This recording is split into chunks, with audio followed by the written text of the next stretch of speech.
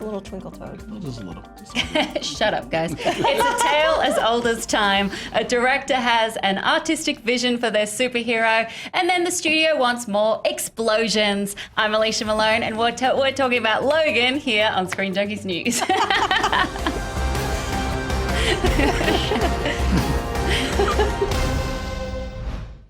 So rude of me. Yesterday, Variety broke the story that Fox studio execs were not initially sold on the idea behind their third Wolverine film, simply titled Logan, that sees an older Wolverine coming to terms with his age, his fading powers, and a desire to keep his claws sheathed.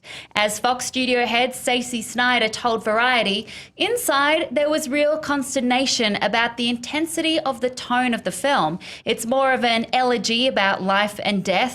The paradigm for it was a Western, and my colleagues were up in arms. It's not a wisecracking, cigar-chomping, mutton-sporting Wolverine, and the debate internally became, isn't that freaking boring? So putting it another way, basically young, hot stab man became old stab man, and then he doesn't want to stab anymore. To help me explain more about this is Jay Washington. Hi. Hey. Roth Cornett. Hello. First of all, can I just say I love the crack in the whip on you? You guys are That still was talking. so good on you. We were live, you know? Come on. Get it together. Shut up, get it together. And over checking socials, Matt Key. Hi. Hi. How's it going? Hi. I'm great. I'm great. I'm on Say hi social. to It's great. everyone. Yeah, cool. So let's get into this. Starting with you, Jay. Do you think Fox were right for being a bit skittish about this tone, seeing how it does seem like a departure? Well, first off, Fox doesn't understand what Old Man Logan is. They're just used to the regular X-Men films. So to bring in something that's completely different is like, for Fox, it's like, ooh, we're not sure of this. But again, this is the same studio that gave us X-Men Age of Apocalypse. Yeah, so... Let's just realize that. Let's just sit back and realize how bad that movie was. Yeah. They gave us X-Men Age of Apocalypse. This is the studio that's proven we can do two good movies, not a third. And in the Wolverine trilogy as a whole, the first two have been very lackluster, at least. Mm-hmm. The second one, everybody was like, why did you do it? And then you go to the third one where you're trying to send Wolverine to a send-off, and it's like, well, a Western? Are we going to do that? We just had him fighting a cybernetic old Japanese guy in the Wolverine movie. And now we're going to have him a Western and send-off? This may not work. So Fox doesn't know what they want to do. They just like, we got this property, let's just make a movie. Mm-hmm. They don't know exactly what the people who want to see it want. And the Old Man Logan story is something they want. Granted, you can't get all the aspects to it that you need to have because you don't own all the properties. But what they've come together with to have now is pretty damn good. Yeah, I mean, it's so true that the Wolverine solo movies in themselves have been wildly different in tone. Yes. But Roth, you actually know people who have seen Logan. What kind of buzz are you hearing? They're probably under embargo, aren't they? You can say general. I'll say general things. Yeah. The general things that I will say are really positive. You know, so I spoke with someone very recently who is a trusted critic, and this person said that they found themselves vacillating between going, F yeah! and crying more than Manchester by the Sea. What? So this person also posited, I don't know why I'm feeling quite British today. Maybe it's the blazer. I think it's the blazer. Probably it's the blazer. She said basically that she would be surprised if this didn't ultimately change how Marvel Studios, who is obviously not Fox and not making the Wolverine movies, makes their films. And the reason is because this is so deep and such a rich character story and so emotionally impactful that suddenly the versions of superhero stories that we've been seeing to date will maybe pale in comparison. She feels like this is a real game changer. And I will say that just from, look, trailers can be deceiving, fine.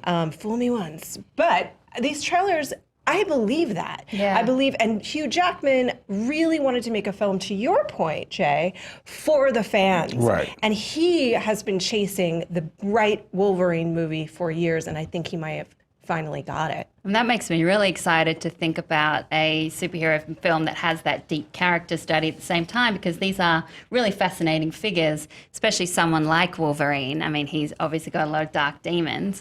But Jay, this is the studio that made Deadpool, which was such a surprise hit and did so well.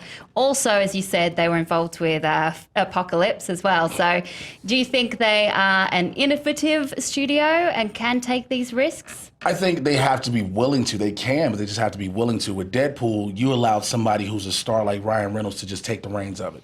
Ryan Reynolds put his own money up, said, "Look, I can do this," and they were like, "Whatever. Let me make a little teaser thing real quick. Make it and let me leak it." It leaked, and the world went nuts. And Fox was like, "Wait, what?" Yeah. Here's the truck. Here's the small truck, though. It's not the big truck. Here's the small truck. Make this movie. Okay, we'll make it. And then the box office numbers came back. Deadpool, I think, has cracked a billion or close to it. Wow. And now they're like, oh, Deadpool 2 for sure is going to happen. Mm-hmm. And now we're trying to up the ante of it. Fox has to want to take that risk. I get it. You've had flops with Fantastic Four. Never make another Fantastic Four movie again if you're Fox. You had a flop with X-Men movies after you do the second one. You do Days of Future Past and this new incantation, and you do Age of Apocalypse, that drops. And now you're saying, we're going to do Supernova. No, stop. We get it. You got one of the Game of Thrones kids. You don't have to do this movie. Yep. You keep trying to push this, let's do the Phoenix, let's do the Phoenix, let's do the Phoenix. No. This Wolverine movie, you have another person, like Ryan Reynolds with Deadpool. Hugh Jackman is invested in this. He wants this to be a good movie. I believe they were like, all right, if he stuck around this whole time, through the original 3 X-Men movies, through this, and he's like, listen, I want to make this an ode to this character that the fans have been craving for, the internet's been beckoning. I believe they can have something happen with this. Again, critics are saying it's good. I've even heard from people who said the first 40 minutes they saw were amazing. Yeah. I'm excited for it. At first, I was like, I saw the trailer, and I was like, look, I seen the trailers to the first 2 Wolverine movies. And I was like, no, I know how that turned out. This one, I was like, but then I started hearing all the positive reviews to it. I think Fox might have some with this, but I'm not sure they'll allow it to be their standard going forward. But you know what's interesting, though, is that I feel like probably Deadpool is the thing that made the way for this, right? Because they took a risk with Deadpool, and they allowed a certain amount of creative control, and they allowed, or a lot, actually, because there was less financially invested in it, and they let them tell the story that they wanted to tell and weren't worried about building a franchise about it and thinking 10 movies out. They came out with a great movie that was a hit, that critics loved, that fans loved. And I think that probably paved the way to take a big risk with Wolverine. And Hugh Jackman's, he does have star power, right? Particularly in that role. And I think also it's interesting because it's not within the same timeline necessarily. They're playing once again with the idea. So they can still screw around. They can. And that also means that maybe this isn't the last Hugh Jackman time we'll see him as Wolverine. What do you think, Jay? Do you think this is? I don't want to see him go, because it's hard to think of anybody else being this character. What was the first X-Men? When did the first X-Men movie come out? I think it was 2000 and what? Matt's nodding. 2000, just 2000. 2000. Wow. So for 17 years, we've had a Wolverine that we've grown to know and love. Yeah. It'll be hard to see anybody else take that place, especially if he's supposed to do the cameo in this Deadpool movie. Well, the thing is, like, Ryan Reynolds and Hugh Jackman have been talking for years. They've got a great friendship. Right. They want to connect, and these characters did not work out previously. Yeah. I think they want to redeem that a little bit. I think so too. But also, if this is as good as people are saying it is, and if this is the movie that Jackman wanted to make, don't you want to go out on a high note in a way? If you're him, I'm saying I can get it. Yeah, you do want to leave on a high note. You don't want to take any chances behind it. I mean, you do the cameo in Deadpool and stuff like that, but maybe you're done in a larger way playing this character. What do you think? Yeah, I think that would be the smart move, but I know that obviously there's a lot of other factors that play into it. Maybe if this movie does really well and they offer him the same chance to do it again, maybe Hugh will get more creative control, but I think he's been, Wolverine for so long now. I would cry.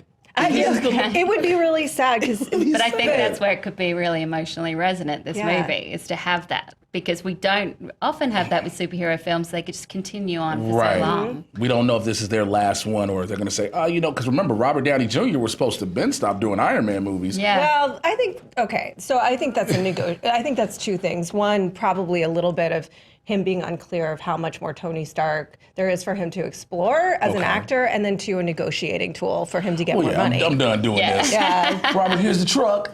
Well, I gave you about 4 more movies. I think I'm going to put on this suit real quick. But I just don't. He doesn't even get in the suit. Yeah, he just it's all CG. sit in this black room real quick, put this thing on your face real quick, just do that. But I guess it's just that with Hugh Jackman, it's hard to find another character who can play that character. Can you think about his work? I know this sounds silly, but think about this poor man. He's like, how old is Jackman at this point? Yeah. Right? He's in his 50s. And he has to go through that intense workout regimen. Think about the workout regimen that he's putting himself through every single day. He has to wake up in the middle of the night to have eggs and chicken. Like I'm tired. He must be really Your alarm tired. go off, all it says is eggs. After his kids, The man wants to sleep through the night, not have to eat some chicken. Yeah. Exactly. You in the middle of a good dream and the alarm go off to some chicken. Well, that's exactly the question we've asked social media, not about whether he should eat more chicken, but whether this should be Hugh Jackman's last dance. If they really think that this is going to be his last movie, Matt, what are people saying? Well, before we jump into that, I want to say Hugh Jackman is 48. 48. Ooh, I aged him. That is so mean. I looked it up. He looks 35. Also, you had mentioned earlier that you thought Deadpool's success may have helped Wolverine. I've got a quote here from Mr. Mangold saying, this was to Fandango a couple weeks ago. I was already writing this movie, meaning Logan, but before Deadpool came out. But I will say that what Deadpool did is it made the studio feel a lot better about taking the risk I was asking them to take. They saw there was a marketplace reward for being different. So you were correct in that. And then, Jay, you mentioned the box office. Let me give you some quick numbers here. Opening weekend domestic for Deadpool was $132 million. It is the 7th highest Marvel film and the first highest X-Men film. So there's all those numbers for you. And then also wanted to point out before we jump into it that James Mangold tweeted out a Weapon X video. Yeah, we have it. We have it. We can watch it. Yeah, but are we watching it now? Yeah. Wait, what? This is just now. He just tweeted this. Oh, wow. With X-23.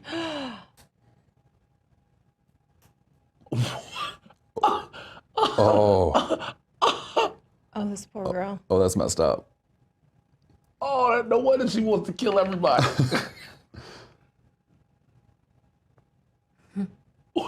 It's creepy. It is very creepy. Oh my God. Can I get my tickets for this movie now? I think it'd be So it's amazing, yeah. Yeah, that looks very dark. Like that is the kind of thing. That's why I truly believe that this is going to be unlike any superhero movie we really have seen. And I mean, that was terrifying. Yeah, that was really That terrifying. looked like something from Beyond Scared Straight. Like, you want this to happen to you? Which isn't to say that we haven't had wonderful superhero movies, by the way, and they can have all different kinds of tones. It's not like Deadpool was great. Yeah. Nobody's been dark yet. What I get concerned about is if this is hugely successful, then everyone. And it's interesting what our the critic that I was talking about said. Like maybe Marvel Studios would then adjust how they're making films. I don't think that needs to be the case. I don't think that we have to chase the tone of the latest successful thing. Guardians shouldn't have that tone. No. You know, everybody's unique on their own in their own respect and regard. But they should tell the story they're telling. Yes, and if but the old man Logan story, Logan, is a dark story. Yeah. So this had to be dark in order for this to work. This could not be a lighthearted, regular, colorful, and all pretty and blue skies type movie for anybody to get this and understand it. To make this right, it has to be dark. And what we just saw was like, damn. Yeah. Alicia Malone, you don't usually like superhero movies. How are you feeling about Logan? One of the main reasons that I don't like superhero films is when it feels very generic and it feels like the director has no artistic say. And I know you have to fit it in with a wider cinematic universe, but I like story and character and I like to feel something. And I feel like, and I haven't felt anything in any superhero films for a while because there haven't been stakes. There have been stakes that the world is going to explode or this or that. I don't believe it. I don't buy into it personally. It's just not what appeals to me, but not to say that, other people can't like it. It's just my personal preference. That to me looks really scary and dark and disturbing. And so that makes me really excited. And that even just there has a lot of stake to it. You know, you don't have to have death to have stakes, but she looks like she was struggling and in pain and then gaining this strength. I think that's fascinating. So I have high hopes, and you've made me extra excited about Logan. So now it's on my radar. And Matt, are people thinking that this could be Hugh Jackman's last battle? Well, let me tell you what they're all saying. We've got Jake at Jake D. Imaria. He says, unless they already have someone who can fully do the character justice like Hugh, if not, we will be seeing him again very soon. Devin Colson at Devin Coles 58 says, I think so. He's been Wolverine for at least 10 years. And Chewbacca Defense at Chewbacca Defense says, I hope so, even though I love him as Wolverine, give someone else a shot. Yeah, cool. Yeah, I think a lot of people would love to see him back, but this could be a good way to go out. Matt Key, Jay Washington, Roth Cornett, thank you so much. Thank you. Yeah, I'm Crack the excited whip on your now way about out. Logo. So excited. Logan. Need more coffee today. But we want to know your thoughts. What do you think about what we just saw with Weapon X? Do you think this could be Hugh Jackman's last battle as Logan? Let us know in the comments below. Also, don't forget to click over here to see more stuff from Screen Junkies News. You can also follow us on Twitter at SJ News. We'll see you soon.